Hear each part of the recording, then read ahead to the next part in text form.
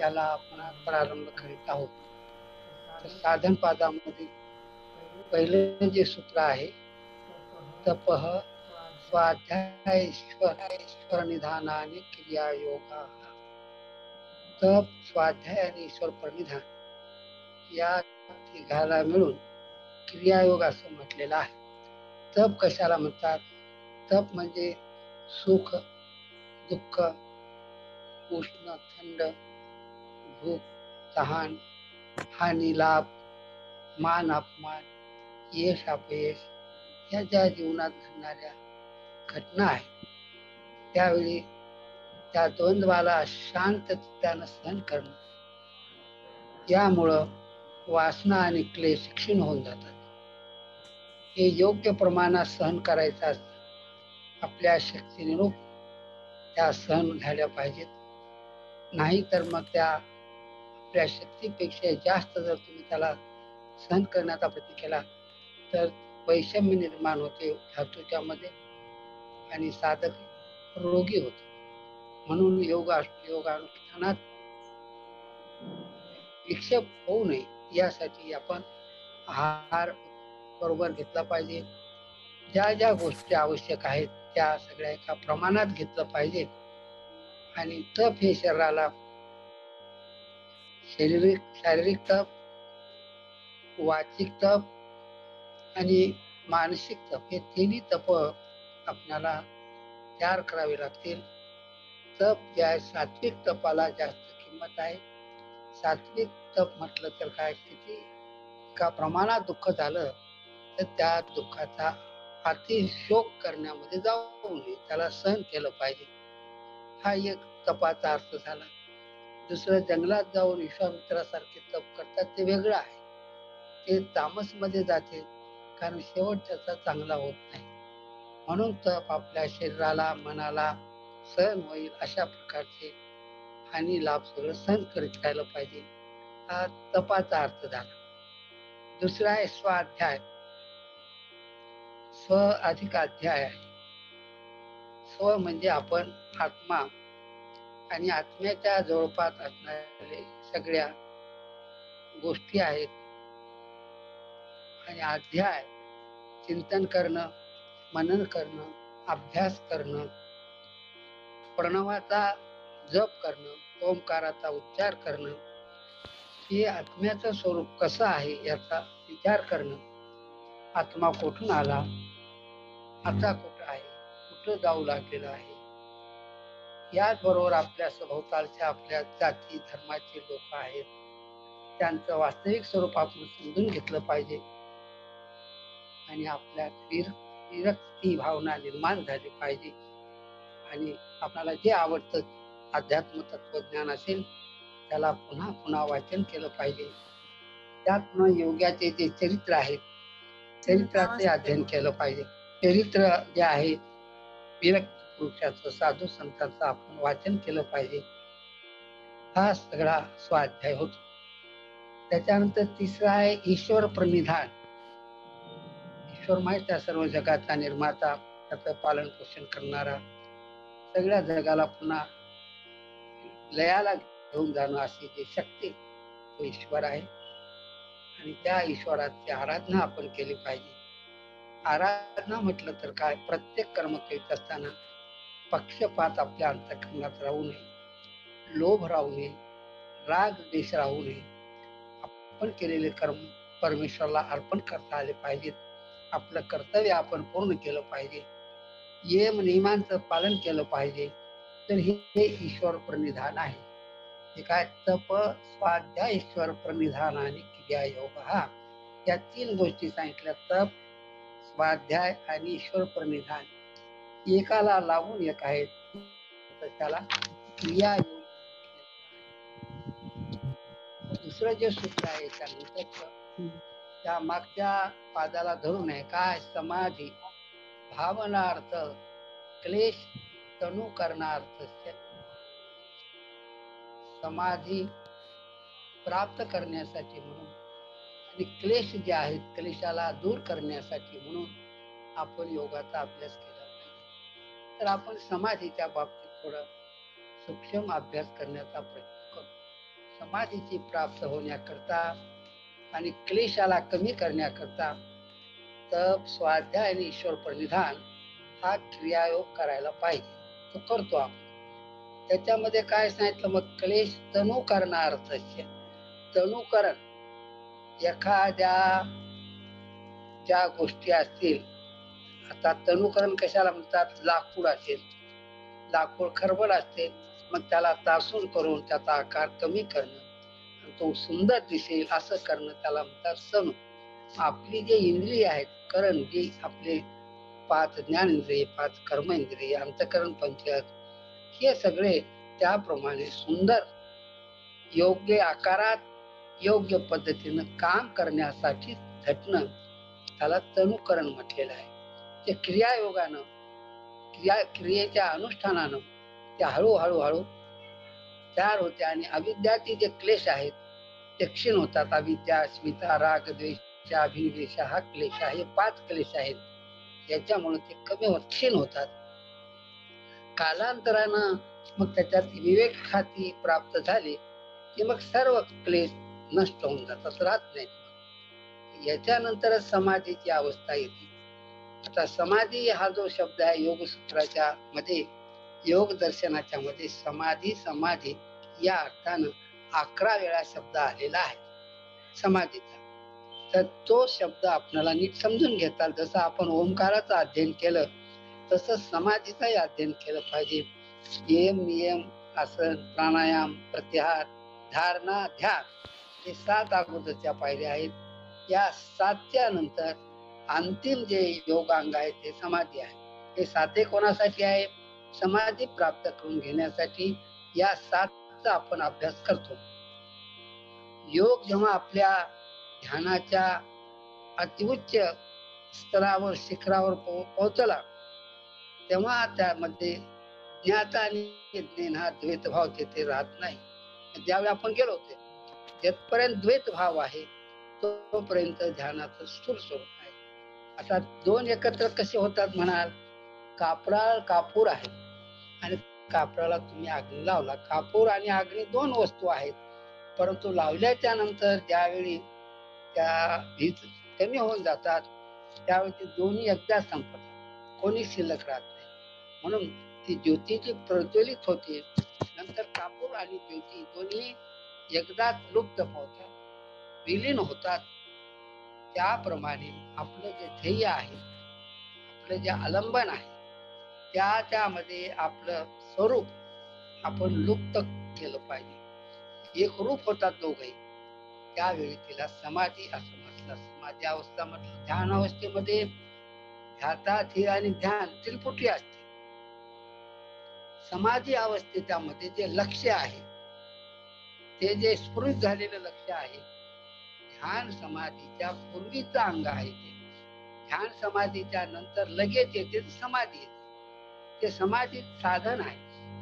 ध्यान अवस्थेत ध्याता, ध्यान, ध्येयासाठी आपण त्रिपुटी पाहतो, परंतु समाधीच्या मध्ये त्रिपुटी राहत नाही, वेगळे वेगळे काही राहत नाही. म्हणून ध्येय वस्तू शेष ध्यानामध्ये ध्येय वस्तू राहते, समाधीच्या मध्ये ध्येय वस्तू सुद्धा राहते. ध्याता जो आहे, ध्याता ध्येयाच्या स्वभावाचा आवेश येऊन तो त्याच्यात प्रवेश होतो, तिला आपण समाधी असं म्हणतो. समाधी म्हणजे आपल्याला नीट समजलं पाहिजे. वैदिक संहितेच्या मध्ये जवळपास 20,000 वैदिक मंत्र आहेत. त्यामध्ये समाधी असा शब्द आलेला नाही, परंतु त्या अर्थाचेच आलेले आहेत. समाधीच्या समानार्थक शब्द समाहित असा आलेला आहे आणि तो समाहित शब्द वेदामध्ये आलेला आहे. समाधी याच अर्थाने शब्द आलेला आहे. म्हणून समाधीचं स्वरूप वैदिक दृष्ट्या कसं आहे? सम अधिक अंग अधिक पूर्व, 10 धातूपासून की प्रत्यय लावून समाधी शब्द तयार होतो. त्या व्यास मुनीनं सुद्धा याच अर्थानं वापरलेला आहे. योग हा पर्याय सांगितलेला आहे, जो अंग आणि अंगी. अंगांगी म्हणजे आपले हात पाय अंग आहे आणि आपण अंगी आहोत. ते सगळे ज्याला आहेत ते अंग आणि अंगी. या दोघाच्या मध्ये भेद जोपर्यंत आहे तोपर्यंत समाधी नाही. ज्यावेळी हा सगळा भेद नाहीसा होतो, आपण का समाधीच्या मध्ये चित्त जे असते, चित्ताचा धर्म शांत होऊन जातो, पूर्ण होऊन जातो. म्हणून पतंजली त्याला समाधी असा शब्द वापरलेला आहे. आपला जो ध्यानात्मक रूपापासून जे रहित चित्ताची धारणा आहे, हे स्वरूपानं प्रतीत होणार ध्यानच समाधी होऊन जाते. ध्यानाचीच अवस्था समाधी होते ते. परंतु ध्यानामध्ये त्रिपुटी असते, समाधीमध्ये त्रिपुटी नसते. म्हणून योग समाधी तत्व वैचारिक लोकांनी ते म्हटलेलं आहे. तदेवा अभिमात्र निर्भासम स्वरूप शून्यमेव समाधी योगामधलंच आहे. तदेवार्थ मात्र निर्भासम स्वरूप शून्य समाधी सम्यगाधीयते एकाग्री क्रियते विक्षिपान परिहृत्य मनो यत्र सह समाधी. समाधीचं म्हणजे समाधान असाही अर्थ आहे. कशाचं ठरणं नाही, विघ्नाचं निवारण करून ज्यामध्ये मन एकाग्र केला असता तीच समाधी. मी समाधी करीत आहो हे सुद्धा भान नसलं पाहिजे. ध्यानाची ध्येयाकार होते. आपण पांडुरंगाचं ध्यान करू लागलो, सुंदर ते ध्यान उगे विटेवरी करकटेवरी ठेवून या म्हणणारा ते बघू लागले ना, ते मूर्ती बघू लागलेली आहे. ते समाधी होत नाही, ते ध्यानाची अवस्था आहे. म्हणून ज्यावेळी हे ध्यान विलीन होऊन जाते, हे ध्यान विलीन झालं म्हणजे परमात्मा कसा आहे, मग प्रकाश स्वरूप परमात्मा आहे. आता तुम्ही काही लोकांनी अनुभवलेला आहे, तो आपल्या शरीराच्या मध्ये जो आहे प्रकाश स्वरूप तो परमात्मा आहे. त्या परमात्म्याच्या स्वरूपात जेव्हा मी आणि तू हे दोन्ही एकरूप होऊन जातात, तू आणि मी दोन्ही एकत्र झाले, तेव्हा तुमचा अशा आशीर्वाद भावना जी आहे आपली, ती कल्याणकारक भावना जी असते, ती तुम्हाला सत्य लोकांपर्यंत घेऊन जाते. समाधी अवस्थेमध्ये उपास्याचे गुण आपण ईश्वराचं करू लागलो. ज्याची उपासना करू लागला त्याचे जे गुण आहेत ते गुण उपासकामध्ये येतात. समजलं ना? उपास्य आणि उपासक. पांडुरंगाचं आता सुंदर ते ध्यान केलं, ते उपास्य आहे आणि आपण त्याचं वर्णन करू लागलो, आपण उपासक आहोत. आता या गोष्टीसाठी ते कसे गुण येतात? परमेश्वरामध्ये असणारे आनंद स्वरूप हा जो गुण आहे, सतचित असचित आनंद जो आहे, त्याचा गुण आपल्यात कसा येतो त्याचं उदाहरण दिलेलं आहे. लोखंडाचा एक गोळा आहे, मोठा गोळा आहे, तो अग्नीत टाकला आपण, अग्नी खूप प्रज्वलित झालेली आहे. थोड्या वेळामध्ये ती अग्नी त्या लोखंडाच्या गोळ्यात प्रवेश करते आणि तो गोळा लाल बुंद दिसायला लागतो. लोखंडाचा गोळा प्रकाशवान झाला, तो ताप, त्याच्यामध्ये ताप देण्याचा गुण आला. त्याप्रमाणेच उपासक सुद्धा उपास्य ब्रह्माच्या आनंदाचा भोग घेऊ शकतो. त्याच्याशी तुम्ही एकरूप झाला समाधीमध्ये, परमात्म्यामध्ये जो आनंद आहे तो आनंद तुमच्यामध्ये यायला लागतो. म्हणून भोग मात्र साम्य लिंगास्त्य, ब्रह्मानंद भोगण्याची शक्ती भक्तामध्ये येते, म्हणजे साधकामध्ये येते. ती आपल्याला अनुभूती आली पाहिजे. म्हणून जीव ब्रह्माच्या संगतीत गेला, त्याच्या उपासनेत राहू लागला की ब्रह्माचा जो आनंद आहे, ज्ञान आहे, ते सगळे गुण जीवाच्या मध्ये येतात. जीवही आनंदी होतो, ज्ञानी होतो. म्हणून स्वरूपाचा जीव जो आहे अतिशय परमात्मा अतिशय शक्तिमान आहे, परंतु जीव कमी शक्तिमान आहे. ती शक्ती येत नाही, पण त्याच्यातला काही गुण आपल्यात येतो. म्हणून आत्मा जो आहे, आत्मा एकदेशी आहे, परमात्मा सर्वदेशी सार्वकालिक आहे. म्हणून समाधीसाठी प्रेरणा आपल्याला प्राप्त झाली पाहिजे. मोक्ष साधकानं काय केलं पाहिजे? आपले जे ज्ञान इंद्रिय आहेत, श्रोत्र, त्वचा, चक्षु, जिव्हा आणि घ्राण हे 5 ज्ञानेंद्रिय आहेत. ती एक ज्योती आहे. त्याच्यामध्ये ज्ञान येते ना, ती ज्योती स्वरूप आहे. यापेक्षा वेगळं, यापेक्षा उत्कृष्ट तुम्ही एक अंतःकरण सुद्धा आहे. अंतःकरण, मन, बुद्धी, चित्त आणि अहंकार. याच्यामध्ये मन जे आहे ते ज्योती स्वरूप आहे. ज्योती म्हणजे प्रकाश स्वरूप, सत्वगुणात्मक. ज्ञानाचा गुण येतो, सात्विक गुण येतो. समाधी अवस्थेमध्ये तुम्ही आपल्या स्वतःच्या वृत्तीला जाणता, निजवृत्ती जी आहे तिला तुम्ही ओळखून घेता. म्हणून जीवात्म रूपाला प्रकाश स्वरूप बनवणं हे साधकाचं काम आहे. म्हणून परमात्म ज्योती जी आहे, परमात्म ज्योतीच्या मध्ये आपण तन्मय झालं पाहिजे. सम्यक रूपानं त्याच्यात प्रवेश केला पाहिजे. मग जगाचा जनक परमात्मा, परमज्योती स्वरूप परमेश्वरामध्ये आपण प्रवेश करायला. म्हणून सर्व व्यापक परमात्म्याचं प्राप्ती करून घेण्यासाठी परमात्म्यामध्ये आपल्याला रुची निर्माण झाली पाहिजे, त्याच्यात आनंद वाटला पाहिजे.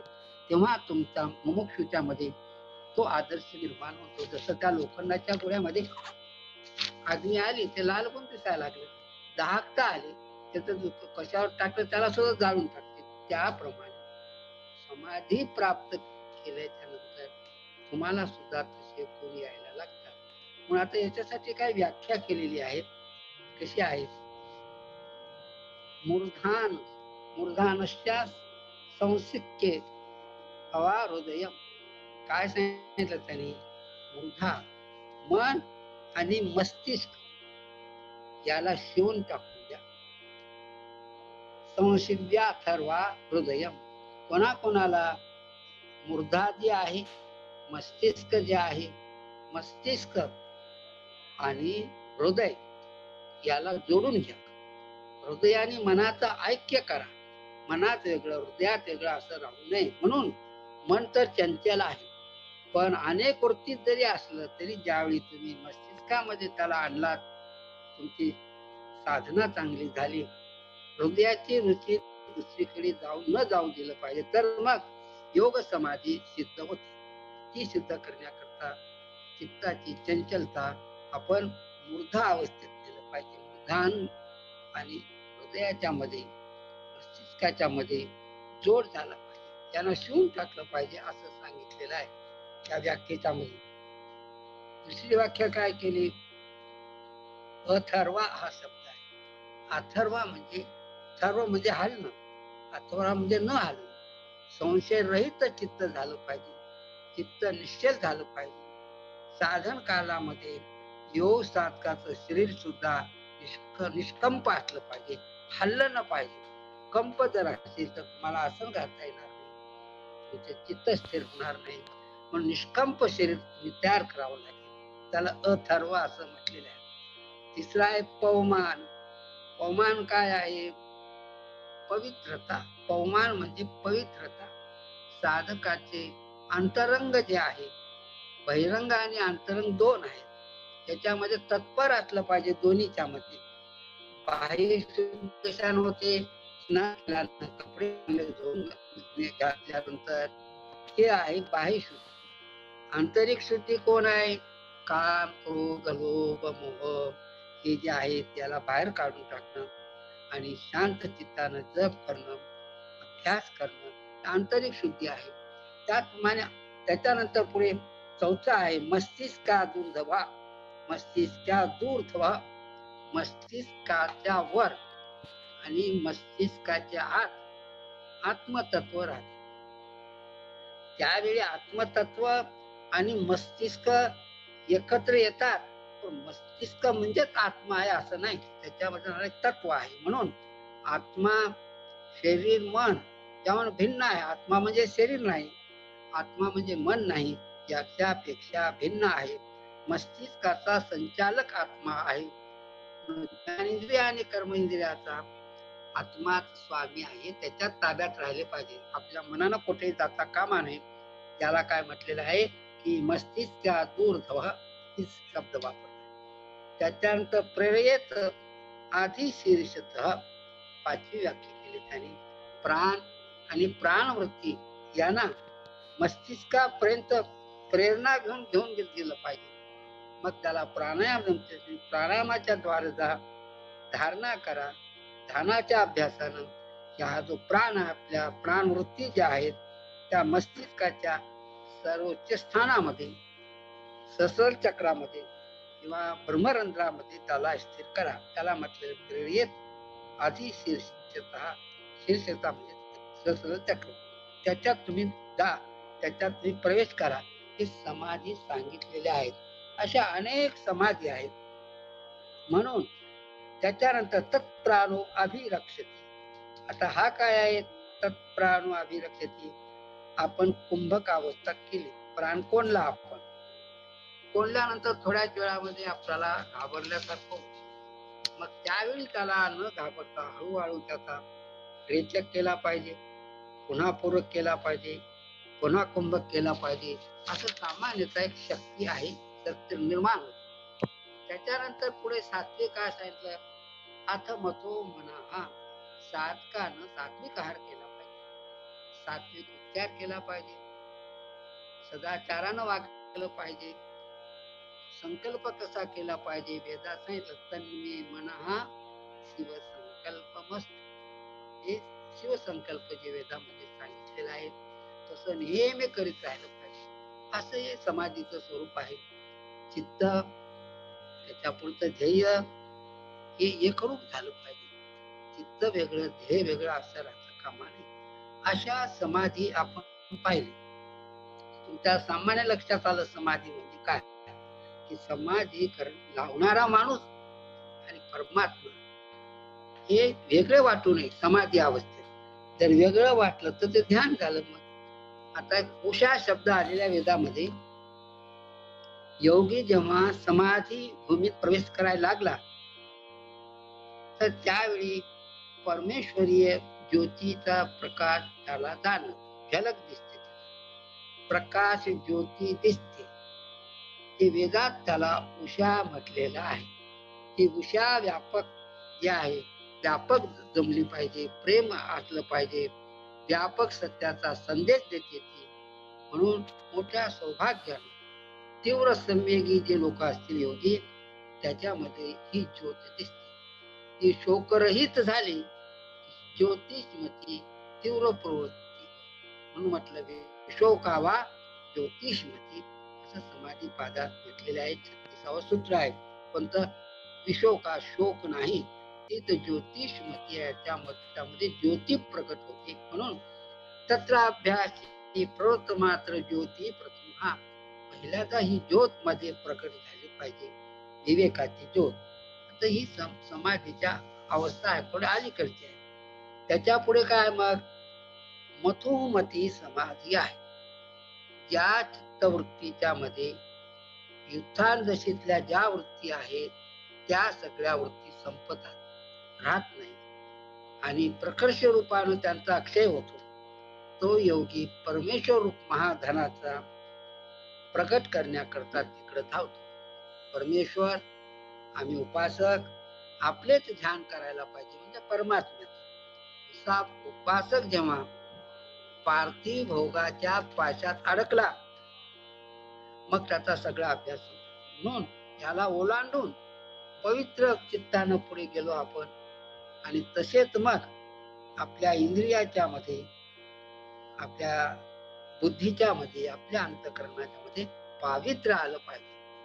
आध्यात्मिक सूर्य उगवतो. मग त्याच्यामुळे ज्योतिर्मय किरण निर्माण होतात, ते प्रगट होतात. तेव्हा उपासकाच्या चित्तामध्ये मधुर आनंदमय धारा प्रवाहित वाहू लागतात. अर्थात त्या उपासकाच्या चित्तात मधुमती समाधी भूमीत जातो, योग प्रवेश करतो. वेदामध्ये ऋतुंभरा पत्नीची ज्या स्थितीचं वर्णन केलं आहे त्याच ठिकाणी ही मधुमती ही समाधी फार श्रेष्ठ आहे. म्हणून ही एक मधुमती म्हणजे ज्याची मती मधु, अत्यंत गोड, नुसती गोड नाही, चविष्ट अशी वृत्ती झाली, तिला म्हणायचं मधुमती समाधी. त्याच्यानंतर पुढची समाधी आहे प्रज्ञा ज्योती समाधी. सामवेदाच्या मध्ये काही परमात्म्याला बाह्य आणि आंतरिक ज्योती प्रकाश देणारा असं म्हटलेलं आहे. सूर्य आहे, नक्षत्र आहे, त्या सगळ्या बाह्य ज्योती आहेत. त्याचप्रमाणे सूर्य नक्षत्र ते आपल्याला बाहेरच्या ज्योती आहेत त्या बाहेर आहेत, परंतु मध्ये ज्या ज्योती आहेत, मूर्धा ज्योती, विशोका ज्योती आणि प्रज्ञालोक ही अशा आंतरिक ज्योती सुद्धा प्रकट होतात. जशा बाहेर आहेत तशा आतही आहेत, त्याला आपण बघितलं पाहिजे. केव्हा दिसतील ते रजोगुण तमोगुण, त्याच्यातून निर्माण होणाऱ्या चित्तवृत्ती ज्या आहेत त्या संपल्या पाहिजे. तामस गुण आपल्यातला कमी झाला पाहिजे. चित्तवृत्ती त्यांना आत्मसुख जे आहे त्याला प्राप्त व्हायला, त्याच्यामध्ये द्वारा बाकी हे आपोआप नष्ट होऊन जातात. कशानं? ही समाधी अवस्था यायला लागली. शोका ज्योतिषमती प्रवृत्ती आहे, ज्ञानमय ती उशात आहे. माझ्या मस्तिष्कामध्ये महाशक्ती रूप ज्योतिषमती होती, मला दिव्य चक्षुन दिसू लागलेली आहे. माझा अज्ञान अंधकार नष्ट झालेला आहे, ते पडदा दूर केलेला आहे. यामुळे माझ्यात आता ज्योती प्रकट झालेली आहे. ही ज्योती आपल्याला प्रियरूप वाटली पाहिजे. शुद्ध अंतःकरण वाल्यालाच याचा अनुभव येतो. म्हणून मनाच्यामध्ये प्रकाशित होणारी ही जे गुण आहे, मन जे आहे त्या लोकांना आणि अभिवांचित पदार्थांना तो माणूस घेऊ शकतो. अशा प्रकारे या समाधी आपण पाहिल्या. पूर्वीच्या समाधी कशा आहेत? पहिला मुख्यतः दोन मागच्या समाधी पादामध्ये पाहिल्या. कोणती? संप्रज्ञा समाधी आणि असंप्रज्ञा समाधी. संप्रज्ञा समाधीमध्ये आपण पाहिलं सवितर्का, निर्वितर्का, सविचार, निर्विचार, आनंद आणि अस्मिता, अशा 6 समाधी आपल्या मागच्या समाधी पादामध्ये पाहिलेल्या आहेत. समाधी संप्रज्ञा समाधीच्या मध्ये कोणतं ना कोणतं स्थूल रूप असतं. जसं आता सुंदर ते ध्यान म्हणून मूर्ती पाहिजे, स्थूल रूप असते आणि हे स्थूल रूप हळूहळू सूक्ष्म व्हायला लागतं. मग असंप्रज्ञा समाधीमध्ये आपण जातो. असंप्रज्ञा मध्ये कोणतंच आलंबन नसते. या 6 समाधीमध्ये आलंबन असते. पण असंप्रज्ञा समाधीमध्ये आपण जाऊ लागलो की संप्रज्ञा समाधीमध्ये काय धोका असतो? पुन्हा भोगमय संसाराकडे मनुष्याचं चित्त प्रवृत्त होऊ शकते. आणि हे संसाराचं जे बीज आहे, हे बीज जे आहे असंप्रज्ञा समाधीच्या मध्ये सुद्धा वासनेच्या रूपाने असते. परंतु ज्यावेळी ते बीज जाळून टाकलं त्यावेळी ते निर्बीज समाधी झाली. म्हणून संप्रज्ञा समाधीचे कुठपर्यंत जाते? अस्मिता समाधीपर्यंत जाते. मग तिथे थांबते. येथपर्यंत अस्मिता आहे तिथपर्यंत अविद्या आहे, ते क्लेश आहेत. म्हणून असंप्रज्ञा समाधीच्या समाधीचं पर्यवसान जे आहे निरोध रूपात होतं. निरोधामध्ये चित्त केलं की समाधी फलद्रूप होते. परमात्मा समाधी योग केल्यानं साक्षात होतो. म्हणून तदा दृष्टो त्या अवस्था म्हटलेला आहे. असं थोडं आपलं थोडं घाई झालं असेल तर हे समाधीचे आता पहिलं तर तुम्हाला लिहून दिल्या 6 समाधी संप्रज्ञा. आणि हे जे आहे नवीन आज सांगितलेले जे आहे मधुमती, पहिल्यांदा उषा सुरुवातीला दिसते ती, दुसरी मधुमती आणि त्याच्यानंतर प्रज्ञा ज्योती, हे नवीन 3 आलेले आहेत. बाकी आपणाला झालेलं आहे. आतापर्यंत आपण आज पाहिलं कसं एका शब्दाचा समाधी या शब्दाचा आपण बघितलं. 3ऱ्या सूत्रामध्ये आपण बघितलेलं आहे. म्हणून म्हटलं की आता याच्या पुढे तुम्हाला काही समजत असेल तर तुम्ही विचारू शकता. कारण तप, स्वाध्याय, ईश्वर प्रणिधान आणि क्रियायोग हा साधन पात्राचं पहिलं सूत्र आहे. आणि मग दुसरं सूत्र आहे समाधी भावनार्थ क्लेश तनु करणार्थ, हे दुसरं सूत्र आहे. दुसऱ्या सूत्रामध्ये एकच शब्द आपण घेतला, तो म्हणजे समाधी. समाधीचे प्रकारही पाहिले, त्याचा विचारही केला. आता तुम्हाला